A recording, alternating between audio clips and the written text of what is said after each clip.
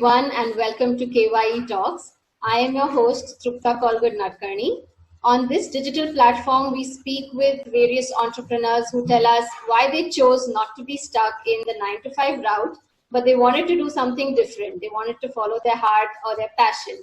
So, we all love rewards, perks, incentives, basically the works.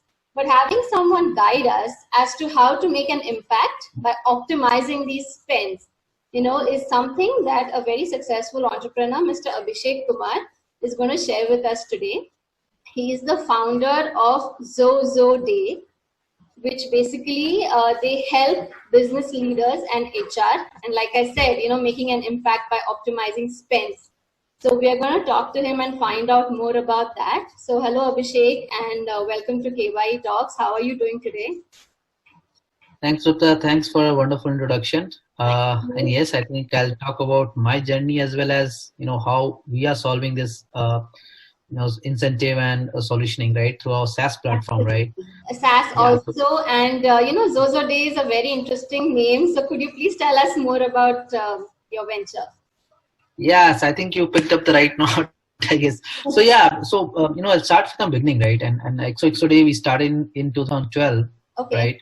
And actually, this word Zozo, right, is a slang word. I'm sure most of the youngsters would know, right? Zozo is hugs and kisses, right? Right. And right. So when we started earlier, right, when we started, we did not start exactly with a SaaS platform as we are today, right? We started with a e-commerce platform, and that too in a gifting domain, right? Okay. And the idea originally was from the business guys, and I think we brainstormed, like Sumit, me, Manoj, Kushal, right? And then we brainstormed and we said that 2012 was the era where a lot of people, a lot of companies like Flipkart, Amazon were early in coming up with their gift cards, right? And they launched their own gift cards, right? Yeah. So we saw that as an area of innovation where we could see that a lot of people might be coming up in in a stage where they would see that gap and would be launching their own gift cards, their gifting modules, things like those, right? So why don't we make something, right, which becomes a marketplace for that gifting sort of things, right? And I think gifting as a word or as a domain has been there in India for long, right? FNP and a lot of other people in B2C domain, they have been doing it fairly well, right? Yeah. So we thought, let's bring something unique into this. And when we started with an idea of group gifting, right? Yeah. So when we started with the name called giftxoxo. And incidentally, this word XOXO was, actually given by a wife of one of our founder person, Manoj, right?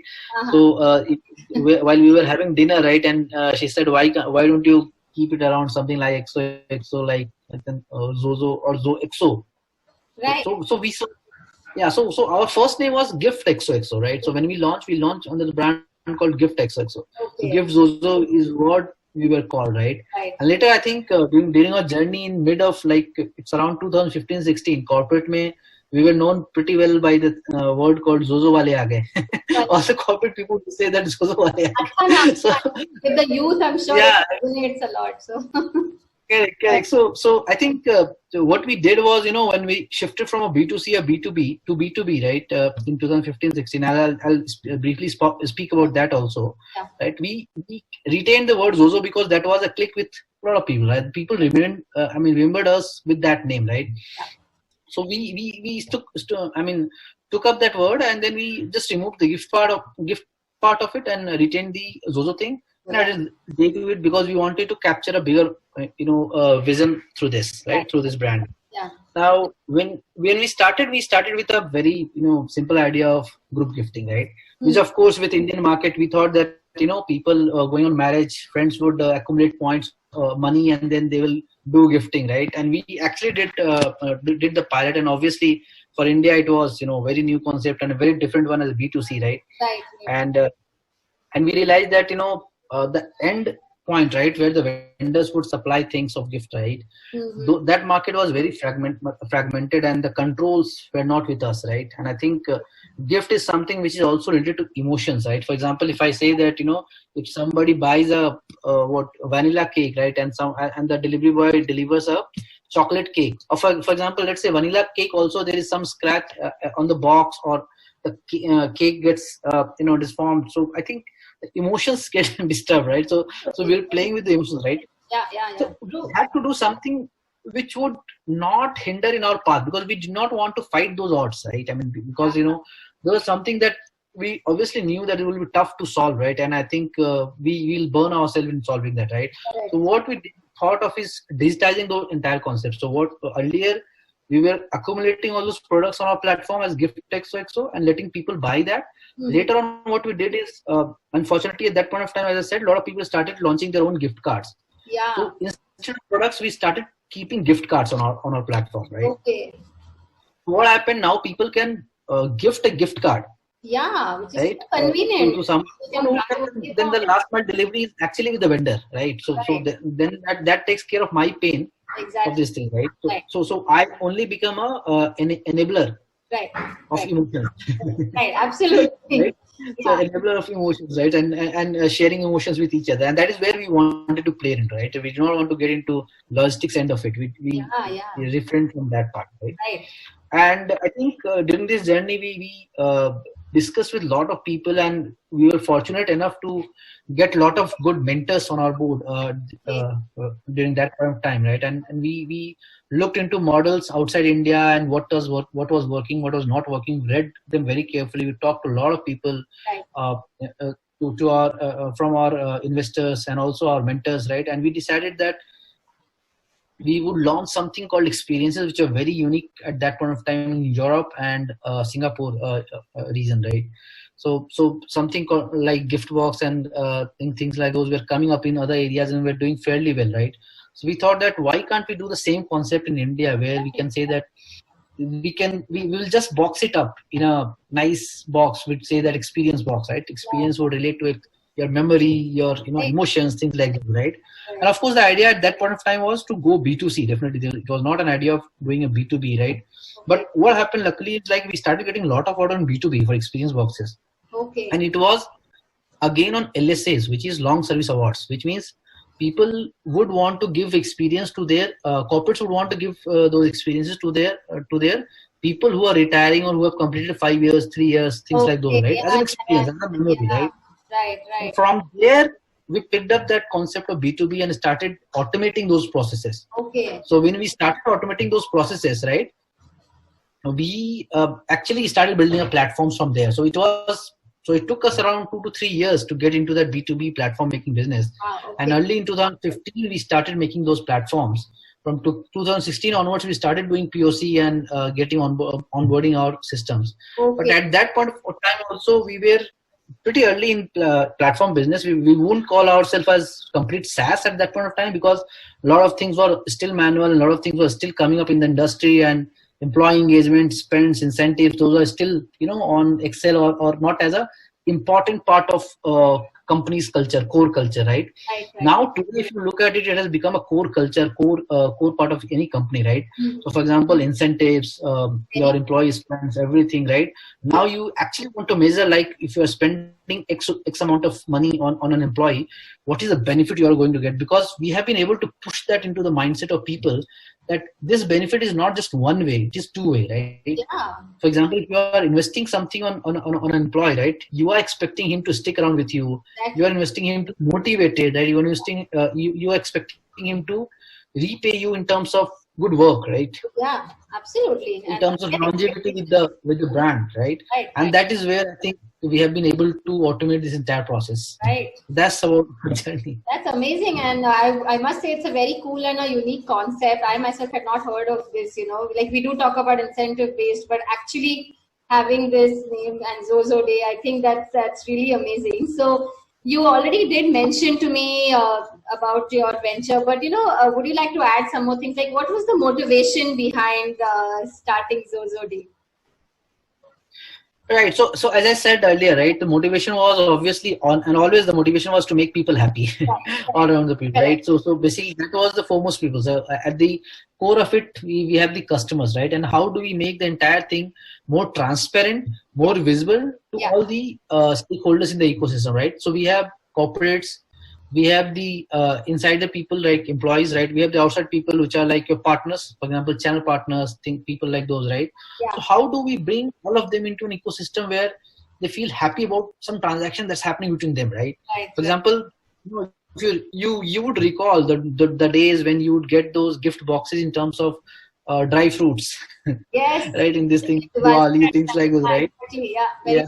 Yeah. Right. So I think those days are gone now. I think many traditional people do that, but I don't think a lot of people are still doing that. I mean, we have been able to change that mindset, Right. and along with us, I think there have been a lot of companies who have been doing that now, and bringing a paradigm shift on that front at least, right? Absolutely. So I think that is where we saw, and the motivation was that what do people get out of it, right? I mean, see, the corporates are doing goodwill, saying that okay, we want to give something for a reason, right? Yeah. I want to keep them engaged, keep them motivated, and say that okay, we are giving you something on an occasion, right? Right. But does that something keep the same value as you are interpreting it to be, right? And that was the thing, that was the tipping point for us to get into this, saying that okay, why don't we actually look into the value proposition of what transaction is happening? Why can't we make it a KPI oriented, right? I mean, like, why can't we associate this with your performance, with an indicator, saying that okay, I mean, this has been done because you have done this, or this has been done because there is an event, there is a celebration, we are doing good. This could be anything, right? And it could be not only a tangible gift, it could also be pat on the back. It can also be a sticker, badge, saying that okay, this guy is a constant performer, right? Making the person feel good about his presence at the organization, right? Right. And that goes a long way. Has been the core of the thing has been the people, like how we look at the whole relationship between corporates and employees and the people around it, right? This has been the motivation for us. Yeah, that's amazing. And it does tie in also to the next question, that what is it about this field that gives you a kick, bolte hai na, like a sense of accomplishment, right? मैं जो कर रहा हूँ बहुत सही कर रहा हूँ, I'm in the right field. So yeah, you picked the right question. I think something we call it a CSAT, like there's a customer satisfaction score, right? And it's a very common word, but in our terms, we also do employee pulse survey. So pulse survey is something which is measurement happiness quotient, right? Okay. So we actually measure the happiness quotient of people, like how happy they are with the organization, the values, all these things. Right. So we actually present those things with the people, right? Plus, what we also do with our system solution is, when we started of late using gamification on top of it, what we wanted to do is we wanted people to get more out of it. For example, one of our solution, right, which we call as Compass, right? This deals with salespeople, right? And salespeople is what I mean. The job salespeople is very stressful, right? Every day, and I think at every moment they are calculating their incentive. मैं इतना करता हूँ तो मुझे कितना मिलेगा at the end of the week and end of the month? How much am I going to get this thing, right? Again, the core of this thing are our people. What we did is we said that okay, you don't have to worry about it. And we said to corporates, you also don't have to worry about communicating this all the time, making them feel vulnerable कि यार you are lagging behind, आपका target पीछे है, ये सब है, ठीक है? Why can't I make something which is a gamified enough कि उसको motivate करे rather than demotivating it, right? Which means कि अगर वो पीछे चल रहा है तो can my system send him a nudge, a notification, simple notification. Hey, I think तुम थोड़ा सा इतना कर सकते हो. You do something delta, you will get delta. You will be near to your target. Delta near to your target. Right. Or can I suggest to the corporate through my tool, saying कि यार वो बंदा constantly 50% achieve कर रहा है, right? So why don't you keep a target for me which is not 100% but a 60 or 70%? Yeah. So if you are able to, if he's doing 50%, probably it will motivate him to do 10% more. So आपको 10% का increment होगा revenue का, right? So this will help corporates. Right. We're helping this way, and this is our whole motivation to make to bring an impact, to bring a change in the life of people, right? In the corporate also, challenge the traditional mindset and then make a change over there to improve things, to move the KPIs, right? And this has been the complete stuff. So this is what we have been doing. Right. That's amazing. And y'all have been in this field since 2012. So it obviously shows, because 8 years and counting. So that's really good. Yeah. So we are there for 8 years, I think, and journey has been really wonderful. We have our offices now in US, Europe, and the Southeast region. I think this journey has been really fabulous for us. That's amazing. Which, does bring me to my third question, Abhishek. Like any new venture you start, it comes with its sets of challenges, obstacles, barriers, if you want to call it that. So in your case, what were some of the challenges you faced or the barriers you broke, during this entrepreneurial journey? Sure. So I'll briefly touch on some of the challenges that I personally face. And so XOXOday has been my third startup, and I've been doing startups entrepreneurship since 2008. And that era, I think entrepreneurship as a word was not well defined, right? 2008 was something which, the ecosystem was opening up, and you don't have a lot of support. You did not have a lot of support at that point of time in terms of, availability to funds, availability to, concepts, and a lot of mentors available to you as early as 2008, right? And on top of that, I come from a non-business background, right? So I did not have a personal backing in terms of funds, in terms of financials, right? So the person in my position, right, who has to manage his funds, his personal expenses, and then start at as early as 2008, where you don't get a lot of investors and a lot of people to bank on you, right? It has been a tremendous journey, and it has been a lot of barriers that you had to cross, right? One was, of course, when you take such a step, right, the first and foremost things, especially from a non-business background, your family comes into pictures and start getting worried, right? Saying that what is this guy doing, right? If your family has a business background, then I think that's fine, that's sorted, that part is sorted. But there are people like me, right, who do not have the business background, right? They get worried, think that what is this guy doing? I mean, he was better off in job and all, right? But it's a passion that keeps us driving, right? And this keeps us doing this, right? So when we started XOXOday, I think we faced a lot of issues. For example, building team was one of the biggest barrier at that point of time, right?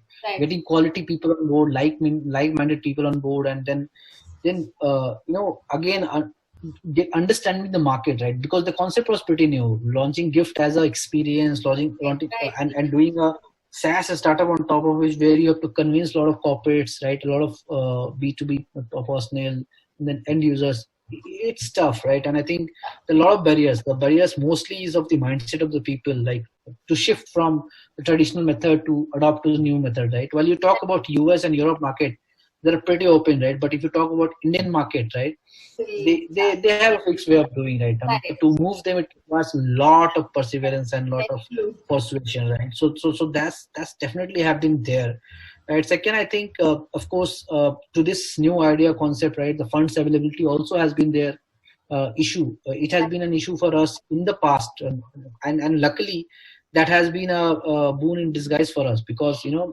we have made ourselves self-sustainable. And I think during this COVID era, and we are proud to say that in this COVID time also, right, there was very less impact on our business model, because we were quick to adopt to new models and new markets that we looked into it, because incentives and rewards, right?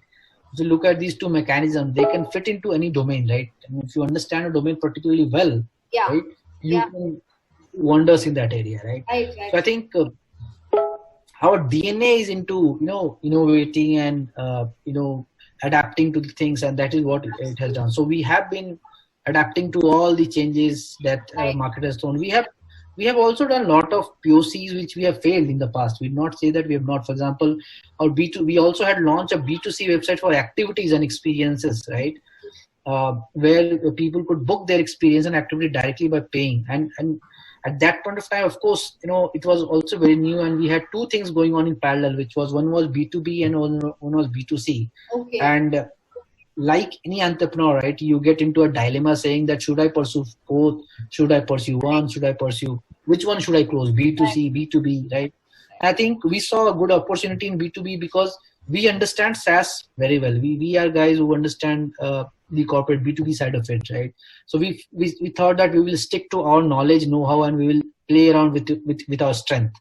And then I think a lot of decision, a lot of mentoring, it took a lot of discussions. I think the core of this entire thing is when you're doing a startup and you face an obstacle, don't keep it to yourself. Speak out, right? And meet a lot of people. Go and take feedbacks, understand, check, and apply your brain. Check which one will fit in your model the best, right? Then act on that. Absolutely. That's what we did. That's how we handled. Right. I think that was very well said. Like the more you speak, the more you understand, and you can exactly. there. So, which does bring me to my next question, that at this point, what do you think is needed for you, to reach your business aspirations or your business goals? Good question. I think, see, at this point of time, if you look at the changes that are happening, and especially post-COVID, right? Yeah. How we can make this tech more accessible to the people, right? I mean, innovation around it, right? How we can make it much more simplified, right? Much more value-driven, right? Is what we're looking at, and these are the things that we are, working on. Gone are the days where we used to think, what should we build, how should we build, right? So those are things, something which is very clear in our mind. Vision is very clear for us now, right? This is what we want to do, this is where we want to stick. Markets are very clear to us, and this is where I want to play around, and this is where I want to do, right? Now the most important thing is bringing innovation, right? And bringing the right innovation at the right time. For example, I cannot be too ahead of the time. Right? If I bring something very zazzy, very sci-fi thing, right? It will not get adoption, right? My product will not be adopted with the team, right? At the same time, if I launch something which is already existing in the market and which does not have a lot of value and which is repetitive of other things, right? This also loses the value, right? Yeah. So there has to be a very good balance between innovation and a market usable product, right? And this is where I think the challenge today is, and this is where we are working towards. Right. Of course, with this, we also need to, team building is always an activity, all the time. Believe me on that.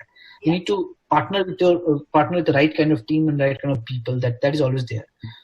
From a funds perspective, yes, we are always look out for funds, but then that does not mean that that the funds only decide our speed of growth, right? It does not decide our growth altogether, right? For example, probably funds would help me to reach something which I would have done in 1 year. Funds would help me to reach there by 6 months, probably, right? But then I would reach the same, right? So yeah, so that is something. These are the challenges and these are the opportunities that we're looking into, right? Right, absolutely. And what you spoke about team building was, very good, because only if you work as a team, then you can be closer to achieving your goal, and you're a true leader because you take your team and you move ahead. So I think that was very well said. Which, does bring me to my next question regarding the venture. Like, how did it change you? How has this venture changed you? What were some of the changes it brought about in you? Many things. I would say, I'm totally changed as what I was 8 years back and what today I am, right? And I think the most important aspect is, it makes you a calm and composed person, right? For example, I used to be reactive. For example, somebody would say, hey, you're wrong, you're doing something this thing, right? Or maybe my teammate saying that, how can you do this, right?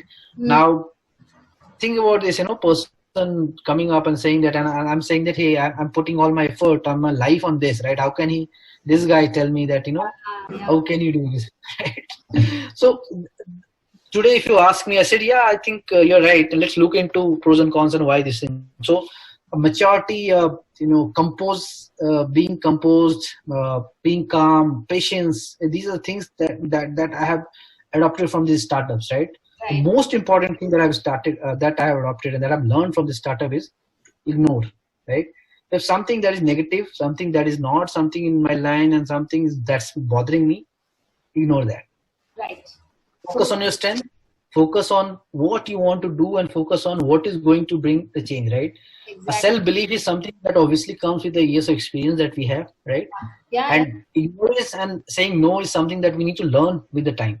Right. That is what I've learned over the period of time. Right. Absolutely. Ignoring the negativity, adopting the positivity. I mean, everyone would say the same stuff, but I've learned it out of my experience. I've seen words, I've seen mails, I've seen a lot of issues impacting my health, my personal health, because I take it too seriously on myself, right? Right. And you have to let it go, right? And I think that, okay, life is not about being that serious. Life is all about solving things, right? Not reacting, but making things work, right? Exactly, absolutely. And that's why you're a true entrepreneur, because you can take it in your stride and say, okay, I need to focus on the positive, which you have to protect yourself. So, Right. So the very first thing that we learn about, and the very most important thing that we learn after so many years of experience is to be humble, right? Let the ego go, right? I mean, I think unless you're not humble, you're very egoistic, then you'll never succeed. You'll keep Right. fighting with yourself, right? Because Absolutely. you'll take every comment, everything on yourself, and it'll be very hard for you to let it go, and you focus on your key aspect, right? Being Absolutely. humble, being composed, being patient is what something that I've adopted out of my journey, Right. and I'm happy about it. Absolutely. I don't repent a bit about it. In Absolutely. fact, happy about it. That's awesome. So wonderful to know that. Which does bring me to my last question is what are some of the words of wisdom or advice that you would like to give to the budding entrepreneurs or entrepreneurs who want to take that step but maybe are hesitant or so what would you like to say to them? Good question. I think, and I keep seeing, and you must also be seeing, like every other person in LinkedIn is a entrepreneur, is a startup CEO, things like those, right? So many things I would say, over here, right? First thing is, do not focus on tags, right? Yeah. CEO, CTO, these Right. things. Never focus on that, right? Focus on yourself. Focus on what you want to do, what you want to achieve out of it, right? Simple. Now, a very specific thing about entrepreneurship, which I would say, and a lot of great people know about it, a lot of mature people would know it, but very few talk about it, right? Startup entrepreneurship, for example, somebody say that this guy, for example, Vijay Shekhar Sharma became millionaire in a night, right? Flipkart guy became millionaire in a night, right? No, it doesn't happen that way. Startup entrepreneurship is a journey. It's not a one night affair. It's not a second opinion. I would say to all my budding entrepreneurs that this is not an opinion option. This is not a second option for you. For example, many people would say today that, okay, let me try this for a year. I will want to run something for a year. If it does not work, then I'll go back to job. Yeah. The That's moment you bring this thought in your mindset, you're 200% you're going to fail. And right. I can bet you can give you on right people, right? Right. The moment you feel that there's no option for you, then a startup, right? Then an entrepreneurship, that is when you should get into it. Otherwise, don't get into it. Very true. Startup and entrepreneurship is not an option. Right. It's a way of living. It's a journey. Absolutely. It's a Absolutely. journey, and I think what makes the journey beautiful are your companions, right? So Yeah. as important as it is to start up, it's very important for you to mingle with and mix with right kind of people in your journey. Yeah. Yeah. Like you said, like That minded people. So yeah. So so I would want to say that being humble, looking at startup as entrepreneurship, you should be ready for any kind of challenges that you'll be throwing, because I personally have gone through a lot of thing in my life, right? Health issues, family issues, personal issues, funds issues, right? A lot of things, and you have to overcome all of them, because you cannot say that now, I don't have money, I'll go back to job and start working. If you have that option always open in your mind, the first obstacle that you face, you say that, okay, yeah, I can't do it. Let's go back. Let's secure myself first, right? And then I'll come back to it later. It will never happen. You will never get into this. The fear of losing. This fear, you have to be fearless. Simple. This is something which is not a not for a weak-hearted people, and it's not something which should be tried as an attempt. Okay, let's do it as an attempt, and let's try it out once, and then if it does not work, then I'll go back. It will not work. yeah. If you have an option to going back, it will not work. Yeah. Simple. And Exactly. that's a very simple suggestion to all the budding entrepreneurs. Do not take this as an option. Right. Right. Thank you for that beautiful advice, because ऐसे होता है ना, we think कि हाँ ये नहीं तो ये, I'll do this, but should not do that, and always surround yourself with good people who want to lift you up and are positive. So I think that Correct. was very well said, Abhishek. So thank you so much for speaking with us about your venture on this KYE digital platform and giving us your time. And it was really nice to speak to you. So yeah, Yeah, I mean, thank you for letting me speak my heart out, because very few people and very few startups would do that. I really didn't want to focus on the side saying that what you really get, right? I think there are a lot of benefits also as a startup. Get a lot of visibility, you get a lot of this thing, but you should not get carried away with that. You should always focus on the impact that you're making, and you should always keep measuring that, right? right, right. And thanks for asking those Yes. questions. They were Yes, really and wonderful. it was our pleasure. Thank you so much, and we wish you all the best for XOXOday. Thank Thank you. you. And thank Take care. you, Yeah. team. Bye bye. Nice Bye bye. to meet you. Bye.